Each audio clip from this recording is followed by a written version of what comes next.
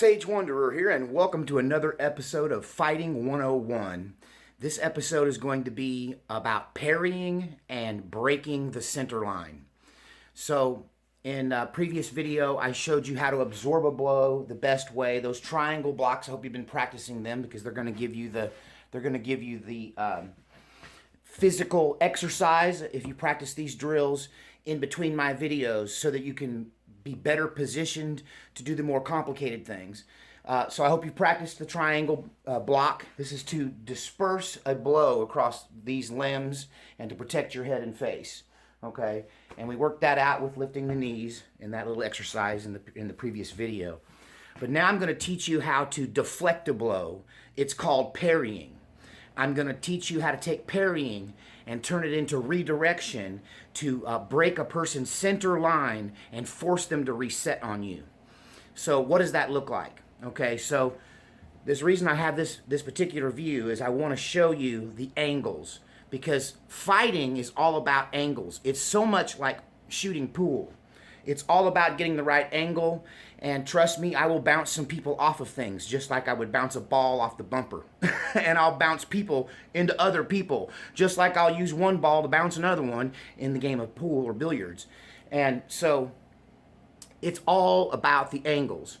In the stick fighting series, I showed you how to make these strikes from every angle, okay? So now I'm going to teach you to re-angle the attack of an attacker and to force them to reset and to keep them always resetting so they can't drop and shoot it on you and grab a leg and take you down. Is prevent that. It's to prevent them from picking you apart and controlling you and setting you up with jabs. And it's stopping them from just rushing you like a good old-fashioned schoolyard bully and bullying you over. So by redirecting, you can parry a boxer, you can force a wrestler to reset, and you can stop a schoolyard bully from bullying you over or blowing you down, okay? So it's pretty simple. Anybody can do this. The quicker you are, the more effective it is. And, of course, if all else fails, just cover up and turtle up, right? Okay? So we're going to start with the top half of this. Now I'm going to center up here on the camera, okay? I'm going to get centered here on the camera, all right? So this is 0. This is center, okay? And if someone squares up on you, okay, they're going to come at you directly from this angle more than likely. They're going to try to snipe for your head. They're going to try to reach down here where your leg is, where you can't see me, my lead leg forward, shoot in and grab my leg and roll me. Or they're going to try and just rush me straight in at this angle. The camera's offset, so it's a little weird here. But at any rate, so this attack is going to come in straight towards me. And what I want to do is I just want to deflect it. See, I can easily duck, but if the angle is crossways, I'm going to get hit anyhow. I can't escape it. If I bounce back here, now I'm off balance. You can't see down here, I'll show you in another video, but I'm off on one leg because I've fallen back. What you don't want to do is any of that. What you want to do is redirect the energy and reset. You can probably hear I'll show a shot of my feet here, but you can reset and force them now to turn from the attack from this direction. Now they have to come from this direction. And I took their motion this way and I moved them that way and reset the circle. It's kind of like just turning the fight circle and forcing them now to reposition on you because you're at a different angle than you were a moment ago. So it starts with not the lead hand. A lot of people would want to parry with the lead hand. And that's something you want to get away from. You want to let the lead hand come in after the parry. The parry comes from here. Okay? Because you're going to reset and you're going to push that hand out like this, and this is going to reinforce it. So it looks like this. Real fast. It just looks like that. Okay? And you can hear my foot sliding across the ground. I recommend sliding it rather than picking up and stomping down on the reset, and I'll show a shot of that slide in there. But you're going to reset this attack. So let's say an overhand right comes in. And this move is to defend against a right-handed strike. So an overhand right, a haymaker, a jab, a punch, any of that. Especially if they overcommit and lean in. This is so advantageous to you that if you master it, you can follow it up with a thing I call a push-up. And you can deflect and push up and send somebody into a wall head first. And so let's hope they overcommit and get too confident and come at you. Because these little sidestep moves, you know, one might call that an El Toro, you know, like the bullfighters. But when you get bum rushed from the center, you want to take this backhand here and slip it in. Slip it in as you move, okay, and push away. So it looks like this. And slide this foot out as quick as you can, okay? So it starts really with the head. Now this is two moves. There's a top half and a bottom half, and I'm going to cut away and show you the bottom half in detail. But the top half, you have the deflection. This, hopefully, their arm is here. So hopefully you've turned them and you, and now their arm, instead of coming this way at you, now you're sideways to it. You sidestepped it, it's coming past you. You're going to roll your hand across the back of the offending arm, and you're just going to lock their wrist just like that. That's called trapping. We'll get into how parrying turns into trapping and controls and throws later on in the more advanced part of the series. But for right now, we're just going to set you up so that you slide this hand in, and you turn it this way, the idea being you're going to roll off that offending hand, so someday, at some point, you can grab that hand. This hand here is to control the elbow. So if you do this right, a punch can turn into now you have a hold of them. Not only did you deflect, not only did you recenter, forcing them to reset, but now their arm is on the outside, and you have a perfect side attack to the side of their head, to their shoulder and arm here. I can just take that hand, reach around like that, grab it, grab their elbow like this, drive it in, hook their foot on the bottom with my other leg. Whoom. Now they're on the ground and I have control of their wrist. So I'm going to set up another shot and show you what this looks like. I'm at a disadvantage because I don't have a sparring partner. So because I don't have a sparring partner, we're going to pretend that this is a human arm here. This is a mic stand on a boom. But we're going to assume then that this is the attacking incoming hand of someone who's going to be punching me, say with a overhand right or a right cross, and they're aiming for my face here, and we're centered up as close as I can get here without knocking my camera over. All right, there we go. So we're centered up on this. That attack is going to come from out of the corner of your eye, right over the top and in towards your face. Now, most people will teach you to go like this. That's the wax on, wax off, Mr. Miyagi thing. The problem with this is that it sets you up for the next attack because now you're in range of their left hand. And usually people don't throw one punch, they throw the old 1-2. The old 1-2, okay? So if this punch comes in over the top and you break to the center and try to stay centered on the attack, which is what karate teaches you, which is, I think, one of its failings. It's what boxing teaches you because they have rules that protect you from this mistake. But in a real fight, there are no rules to protect you. So this incoming blast here, you do not want to break it this way and absorb it.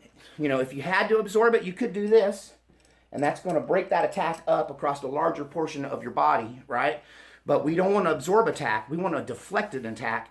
And really, ideally, we want to take a person's energy they're using to attack you and use it against them. So this is a prime move. We're going to learn first the parry, then we're going to learn the off step that goes with it, then we're going to learn the trap and the elbow control, and eventually the throw and the foot to the neck. And even a small person can do this to a big person, especially if that person overcommits on their attack. So once again, we're pretending this is an arm coming in at my face, little tiny fist there, little chrome fist. So this is coming in at me, right? And what I want to do is, instead of breaking it like this, like we talked about, that's a no-no. When it comes in, I want to slip this hand in just like we talked about. I'm going to slip this hand in here, and I'm just going to push it away. So now I'm on the outside of this shoulder. Now this person's left arm is way over yonder, over there, and I'm standing sideways to them. I've moved them sideways. I've spun them and spun myself to make them sideways to me now. And now I have access to them from a 90-degree angle on the side, okay? So the punch comes in. If I deflect this way, I'll catch it with the left, and then it's just this game, and eventually they're going to get one through on you, and you've accomplished nothing to put yourself in a better position to fight, okay? With this one, I'm going to reset the angle, right? I'm going to put them off their center and off their balance. If I'm lucky, I'm going to trap the offending hand, put it in a elbow lock, use it to throw them to the ground, and then subdue them with kicks and stomps to the face, okay? That's the best case scenario. But honestly, The worst case scenario in this is you come in a little too slow, and then you're going to get this in the back of your hand. You're going to catch a little bit, but your hand is up, right? But if you do it right, as it comes in, you're just going to meet it right at the elbow, assuming this is not the elbow rather, but the wrist. Assuming this is the wrist joint in the hand, the fist is here at the end. I'm going to slide in as the punch comes in. I'm just going to push it away like that with this hand. I'm going to reinforce it with this one. So now I pushed the hand away. This hand hopefully will at least shove against the elbow or the shoulder, depending on how quickly they move in. And the idea being then, as the punch comes in, all right, the pivot direction, I'm going to slip my foot around here. So I'm sideways to it. I'm going to take control of this arm, and I'm going to bring them to the ground just like that. Okay, now I have them by the hand and the arm. The arm is being torqued at the elbow backwards, right? And now this foot's going to come down and control the neck. Okay, once again, parry looks like this. Attack is coming in. You want to slip the hand in and turn it. Slip the hand in, turn, catch. Yeah, I'm turning up my mic stand. I really need a sparring partner, but hey, I'm snowed in, so you're getting robo spar partner here. I can actually sell this guy. We'll do some product development on this concept. So in comes the attack. I'm centered. Let me get this right. I'm centered. In comes the attack. Looks like this. Looks like this. Looks like this. To the ground. See, and the result is I'm now facing this way. And he's facing this way. And if he comes at you again, you just keep doing it. If he comes at you with the left from the other angle, it's the same exact move with a slight variation. Now I'm going to eventually teach you this move in both the weak side forward like we're doing here. We'll return it and show you how to do it with strong side forward too. Same deal. We're just going to slip this hand in here. We're going to get control of the arm. Okay. Another thing you can do when you bat this away and you push the arm away and you break their center and turn them, you can come in with an overhand elbow and follow it up and drive them to the ground if you miss the trap. If you miss the trap, you can always just strike them after the deflection. So it comes in over the top this way, I'm going to give you the elbow. If it comes in over the top this way, I'm going to give you that elbow. All right, so let's talk about left. Let's say you're fighting a lefty. Okay, so this is defending from a left. Before we were defending from the right side. We're still assuming the head now is centered up on you, and they're striking you with, say, let me get this a little further over. They're striking you with, say, a left jab or an overhand left or a left hook, okay? So, once again, if we're in this position or this position, it changes the hand motions a little bit and the footwork, but the essence is still the same. We don't want to come in like this and wax on and wax off because now there's this right we just defended against, and now it's coming back at me, okay? So what we want to do is get on the outside of that again.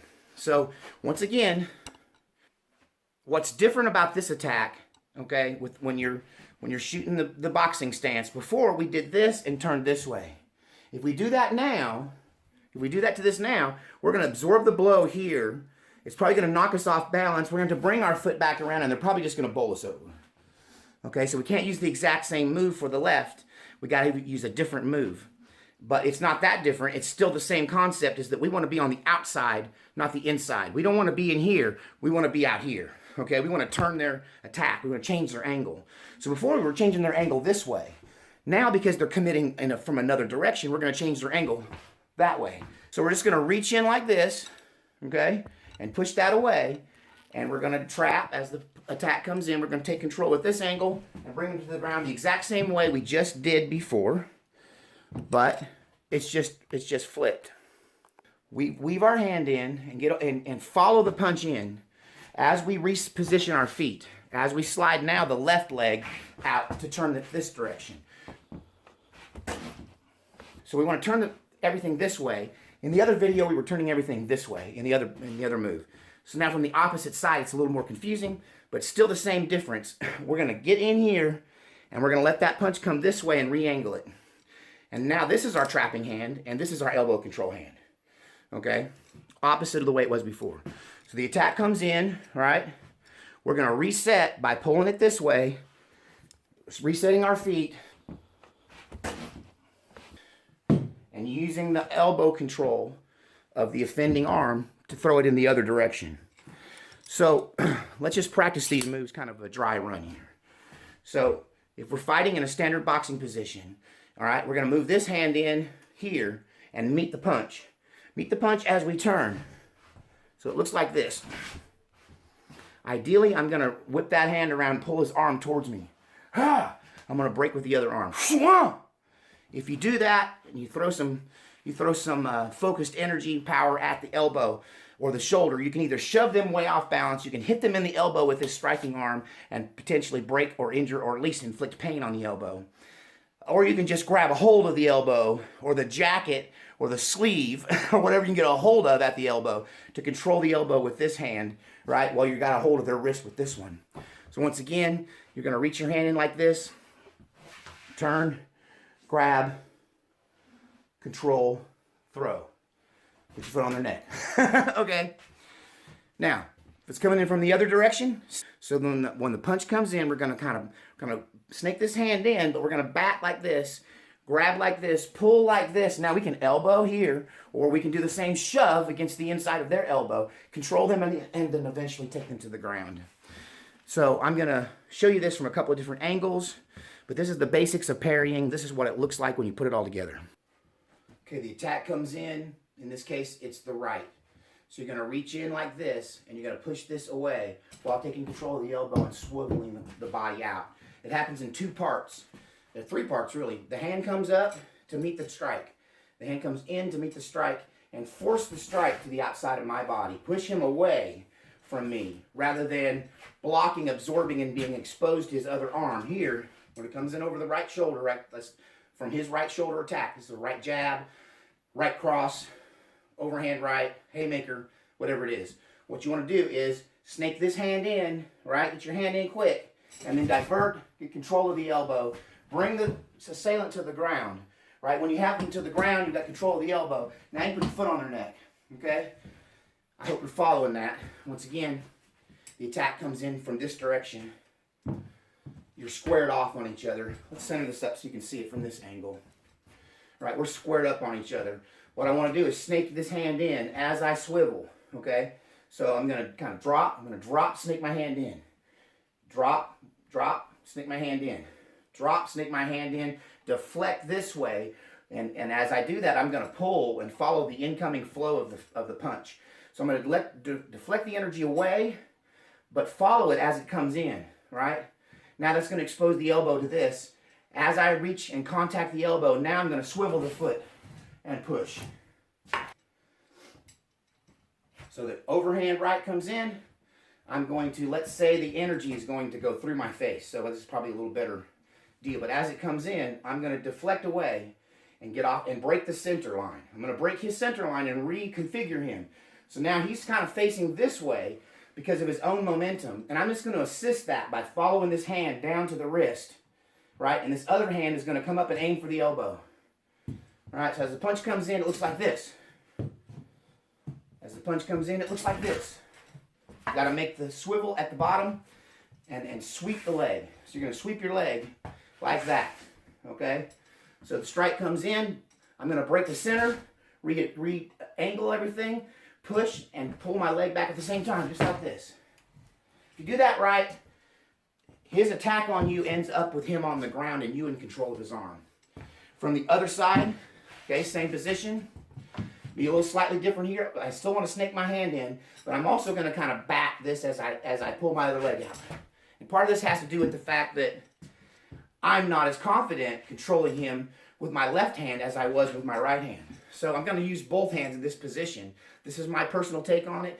You might just be okay just breaking center and doing it exactly the way I did it with the other side.